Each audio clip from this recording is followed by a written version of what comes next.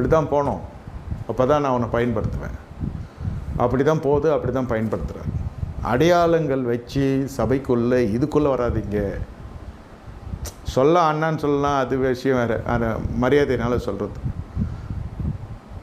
ஒரு இனமோ ஒரு வகுப்போ ஒரு பாஷையோ எந்த அடையாளமே இல்லாது இதுவரை என்னை கர்த்தர் நடத்தி கொண்டு வர்றார். ட்ரெஸ்ஸு கூட பார்த்தா மஃப்டி தான். நானாக ஆசைப்பட்டு ஏதோ ஒரு ஜிப்பா ஒருத்த வாங்கி கொடுத்தா அதனால போட்டு சுற்றின்னு இருக்கேன். அது போட்டு இப்போ 2 வீலரில் போயிட்டு வந்தால் ஊரில் இருக்கவங்களாம் அப்படியே கையெடுத்து கும்பிடுறான். ஜீன்ஸ் பேண்ட் டிஷர்ட் போட்டால் ஒருத்த மதிக்க மாட்டான், தெரிஞ்ச ஒண்டி தான் கையாட்டுவான். அப்புறம் பார்த்தேன், சரி இந்த அடையாளம் வேணாம் ஐயா, வேணுன்னா போட்டுக்கிறேன். அது ஒன் ஆஃப் த ட்ரெஸ், அதுதான் ட்ரெஸ் அப்படிலாம் இல்லை. இதுலேயே இருப்பேன், எதுலேயே வேணா இருப்பேன். எது கர்த்தர் கொடுக்குறாரோ அதை போட்டுக்க வேண்டியது தான். அடையாளங்கள் உன்னை அழுத்தி போட்டுரும். உங்கள் மூலமாக வர வேண்டிய அடையாளங்கள் நடக்காது, அற்புத அடையாளங்கள் நடக்காது. பார்த்து கொள்ளுங்க. கண்களை மூடி கர்த்தரை நோக்கி பார்ப்போம். நாளை ஊழியம் செய்கிற பொழுதும் எந்த அடையாளத்தையும் இருக்காதுங்க. சத்தியம்தான் உங்களுக்கு அடையாளம். ஞான மார்க்கம், சத்திய மார்க்கம், ஜீவ மார்க்கத்துக்கு நேரே கொண்டு போய் விட்டுரும். அதான் அடையாளம். நான் வஸ்திரம் போட்டு இதை யூனிஃபார்மாக மாற்றி ஞாயிற்றுக்கிழமை எல்லோரும் அந்த ட்ரெஸ்ஸில் வர சொன்னால் அது ஒரு அடையாளம் என்று கர்த்தர் எனக்கு உணர்த்தினது. இருக்கிற வஸ்திரத்தில் இரு, ஆனால் மனசாட்சிக்கு பொதுவாக நடந்துக்கணும். உத்தமமாக ட்ரெஸ் பண்ணணும். இடரலற்ற ட்ரெஸ்ஸு.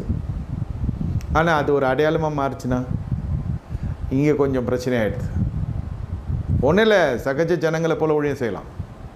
இயேசு நல்லவர், இயேசு வல்லவர், இயேசு உயிர் தெரிந்தார், இயேசு நல்லவர், இயேசு சமாதானம் தரார், இயேசு அற்புதம். இந்த மாதிரியெல்லாம் போல்டாக பேச முடியாது. பேச முடியாது. திஸ் இஸ் அனாயிட்டிங், this is grace of God. இதனால தான் எல்லாம் வர்றது வண்டி பாரு, நீ வராததை பார்க்காத, அதை நான் பார்த்துக்கிறேன்ட்டார். சொல்கிறேன், சபை தெரிந்து கொள்ளணும். இந்த குலம், கோத்திரம், ஜாதி, இந்த அடையாளம்லாம் இருக்கக்கூடாது. தனித்து வந்தேன், தனித்து போக போகிறேன். நியாய தீர்ப்பு நாளிலே தனித்து தான் நிற்பேன். படிப்பெல்லாம் சாட்சி. உங்கள் படிப்பு உங்களுக்கு ஒரு வாய்க்கால். It's a channel of blessing for you. You are earning out of it. Please do that. நீங்கள் அதில் சம்பாத்தியம் பண்ணத்துக்கு கர்த்தர் உங்களுக்கு படிப்பை கொடுத்துருக்காரு. எனக்கு சாட்சிக்காக அந்த படிப்பை கொடுத்துருக்காரு. நாளைக்கு வரும் சந்ததிக்கு நான் முதல்ல சொல்கிறது, பைபிள் காலேஜ் படிச்சுட்டு வா ஊழியத்துக்கு.